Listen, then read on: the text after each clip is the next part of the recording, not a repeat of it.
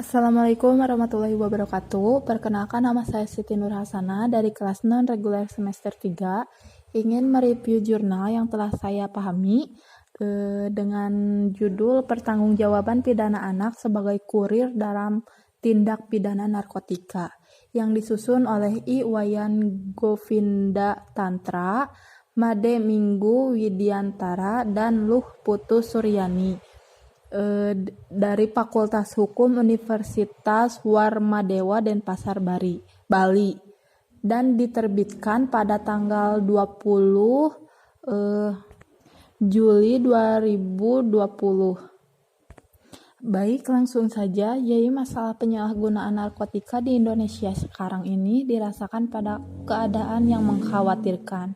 Sebagai negara kepulauan yang mempunyai letak strategis, baik ditinjau dari segi ekonomi, sosial, dan politik, dalam dunia internasional, Indonesia telah ikut berpartisipasi menanggulangi kejahatan penyalahgunaan narkotika, yaitu dengan disahkannya Undang-Undang Nomor 35 Tahun 2009 tentang narkotika. Tujuan Undang-Undang Narkotika adalah menjamin ketersediaan narkotika dan psikotropika guna kepentingan pelayanan kesehatan dan ilmu pengetahuan, mencegah terjadinya penyalahgunaan narkotika dan psikotropika, serta memberantas peredaran gelap narkotika dan psikotropika. Salah satu keterlibatan anak dalam tindak pidana narkotika tentunya tidak terjadi dengan kesadarannya sendiri, namun dalam proses pergaulan yang dialami oleh si anak itu sendiri. Perkembangan di masyarakat yang memperlihatkan semakin merajalelanya sindikat-sindikat narkotika juga menjadi salah satu faktor banyaknya keterlibatan anak-anak dalam perdagangan barang haram tersebut. Selain itu, perkembangan teknologi informasi yang semakin maju dan meninggalkan kebiasaan-kebiasaan konvensional juga membuat proses perdagangan jual beli barang haram ini semakin menjadi-jadi. Terutama di kalangan remaja, perdagangan jual beli narkotika bukan hanya menjanjikan keuntungan yang luar biasa bagi para penjual dan bandarnya, namun juga menjadikan hal tersebut sebagai kebiasaan yang memang dilakukan dalam keseharian untuk bertahan hidup dan memenuhi kebutuhan sehari-harinya. Adanya andil anak dalam bentuk tindak pidana narkotika sebagai kurir barang haram tersebut tentunya menimbulkan rasa miris dan sedih terhadap kegiatan yang dilakukan oleh anak. Mengingat anak sebagai penerus dan juga tumpuan masa depan orang tua dan keluarga, bahkan bangsa ini sendiri. Keadaan tersebut membuat potensi anak menjadi menurun dan dapat berdampak pada proses pembelajaran, kualitas dan kuantitas dalam mengembangkan dirinya. Hal ini juga menjadikan tugas berat pemerintah guna melindungi masa depan bangsa Indonesia yang ada di pundak anak Indonesia, agar tidak terseret dalam perbuatan yang merugikan diri sendiri dan bangsa Indonesia. Dalam peredarannya, untuk mengelabui para pihak berwajib, tidak jarang para pengedar narkotika memanfaatkan anak di bawah umur untuk dijadikan kurir, untuk mengantarkan narkoba dari satu tempat ke tempat lainnya.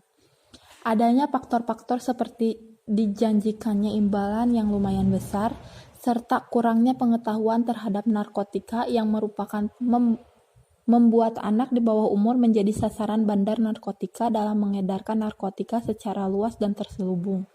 Ini merupakan masalah yang sangat serius, di mana yang membuat anak masuk dalam tindak pidana penyalahgunaan narkotika dengan keterlibatan anak sebagai kurir dalam peredaran narkotika membuat posisi anak sudah berhadapan dengan hukum dan telah merupakan perbuatan tindak pidana.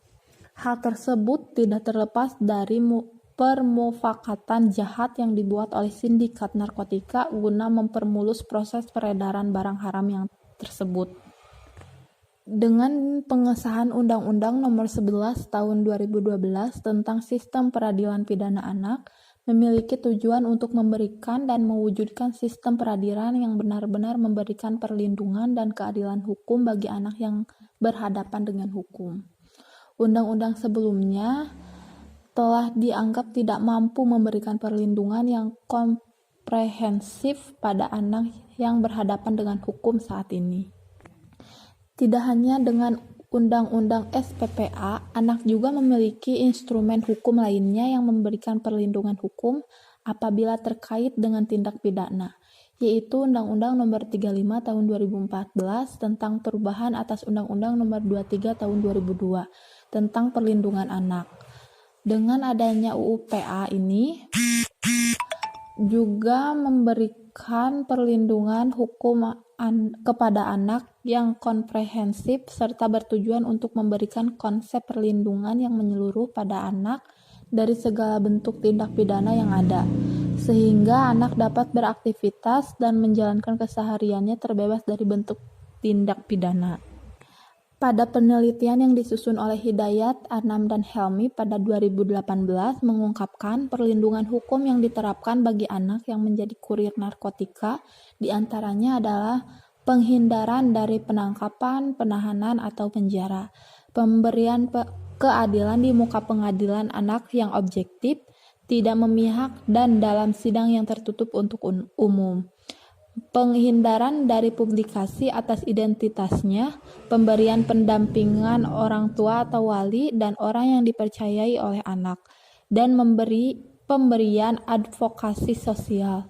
Penelitian lainnya yang disusun oleh Wulandari dan Sambas pada tahun 2017 mengemukakan faktor-faktor yang melandasi anak dijadikan sebagai kurir narkotika adalah faktor keluarga, lingkungan, sosial, dan ekonomi. Untuk hal anak yang berkonflik dengan hukum, maka anak tersebut hanya bisa dijatuhi pidana setengah dari hukuman maksimum dari pidana bagi orang dewasa. Maka dari itu, untuk dalam hal pertanggungjawaban pidana anak di bawah umur yang menjadi kurir narkotika, si anak hanya dijatuhi setengah dari hukuman yang berlaku. Selain itu, hukuman setengah yang dijatuhi pada anak tidak hanya berlaku bagi hukuman maksimum, tetapi untuk hukuman minimum pun itu berlaku bagi penjatuhan pidana terhadap si anak. Sebagaimana telah diuraikan di atas, sebagai acuan dalam pembahasan tersebut, maka dapat dirumuskan masalah yang ada dalam karya ilmiah ini, yakni pengaturan hukum bagi anak sebagai kurir dalam tindak pidana narkotika dan pertanggungjawaban pidana bagi anak sebagai kurir dalam tindak pidana narkotika. Pengaturan hukum pelaku tindak pidana narkotika anak sebagai kurir. Berdasarkan data yang dimiliki oleh Komisi Perlindungan Anak Indonesia atau KPAI, merilis bahwa penggunaan narkotika pada rentang usia 12 sampai dengan usia 21 tahun dengan jumlah 14.000 jiwa. Sedangkan data keseluruhan pengguna narkotika pada tahun 2017 adalah 5 juta orang di seluruh Indonesia. Melihat angka tersebut sungguh mengejutkan bahwa pengguna narkotika pada rentan usia remaja sudah lebih dari 10.000 jiwa. Angka tersebut 2,8% dari total seluruh penduduk Indonesia pada 2015. Perlu diketahui, data tersebut adalah data yang didapatkan berbasis penelitian, di mana jumlah pengguna narkotika yang secara nyata dapat saja lebih dari data yang disajikan KPAI di atas. Maka peran pemerintah dan masyarakat dalam memerangi narkotika perlu ditingkatkan guna menekan peredaran dan penggunaan narkotika ilegal. Potensi anak melakukan tindak pidana atau dapat dikatakan terjerumus dalam tindak pidana sangat besar. Hal itu disebabkan karena memiliki karakteristik dan kondisi jiwa yang unik di mana perlu pengarahan yang benar jika anak ingin menjadi benar. Sedangkan jika pengarahan buruk, anak akan menjadi nakal, bahkan menjadi jahat. Undang-Undang SPPA ini mempergunakan double track system, yakni suatu sistem yang mengatur secara dua jalur, yakni sanksi pidana dan mengatur tindak pidananya. Dengan penerapan double track system tersebut, maka akan mencerminkan keadilan bagi pelaku, korban, dan masyarakat dalam penyelesaian tindak pidana anak. Dalam penerapan sanksi pidana, dalam putusan pidana harus mampu memberikan putusan yang memang sesuai dengan beban pertanggungjawaban pidana oleh anak yang berkonflik dengan hukum. Berkaitan dengan anak yang menjadi kurir narkotika, kita ketahui bahwa perkara anak yang menjadi kurir narkotika merupakan sebagai pelaku. Namun, untuk melibatkan korban terhadap perkara anak yang menjadi kurir narkotika masih menjadi pertanyaan bahwa siapa korban yang akan dilibatkan dalam perkara ini. Dengan demikian, menurut pandangan penulis, anak yang menjadi kurir narkotika walaupun sebagai pelaku dalam tindak pidana narkotika, namun juga anak tersebut menjadi korban, sehingga dapat diberlakukan pendekatan dengan restoratif justice guna tercapainya diversi.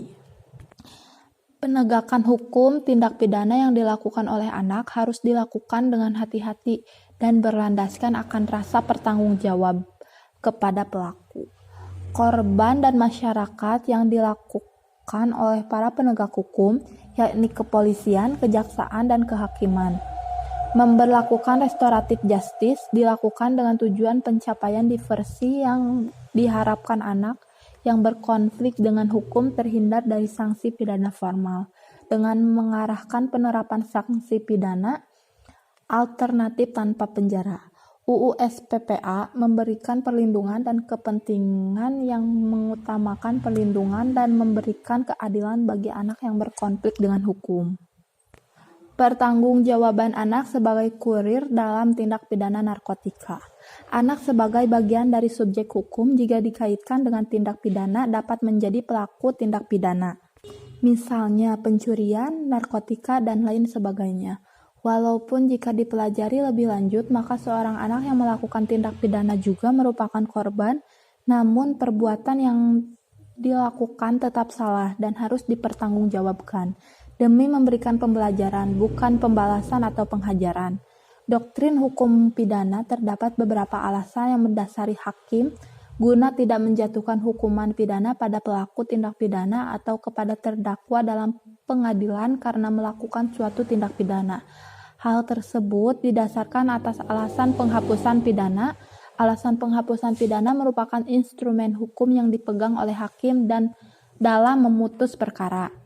Berdasarkan alasan penghapusan pidana, maka menetapkan pelaku tindak pidana yang telah memenuhi unsur-unsur tindak pidana yang seharusnya dihukum menjadi tidak dihukum atau dipidana.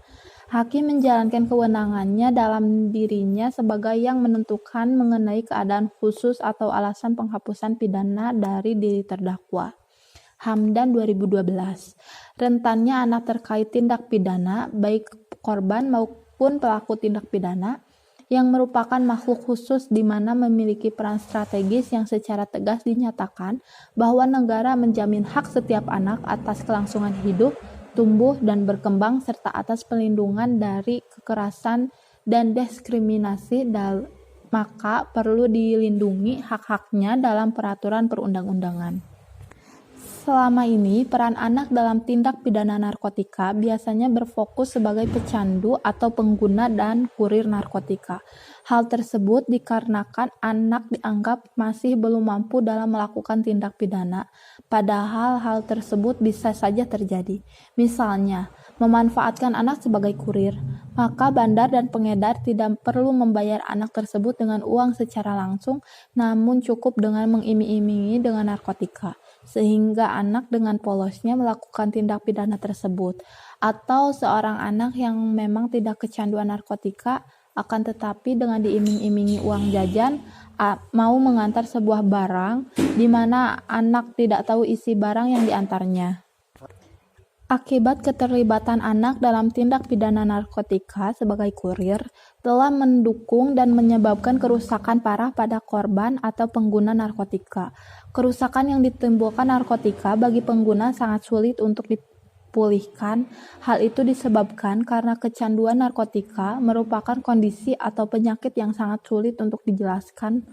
Pengaruh atau kerusakan secara fisik atau psikis baik oleh dokter maupun psikis hanya orang yang kecanduan yang dapat mengerti apa yang sedang dirasakannya.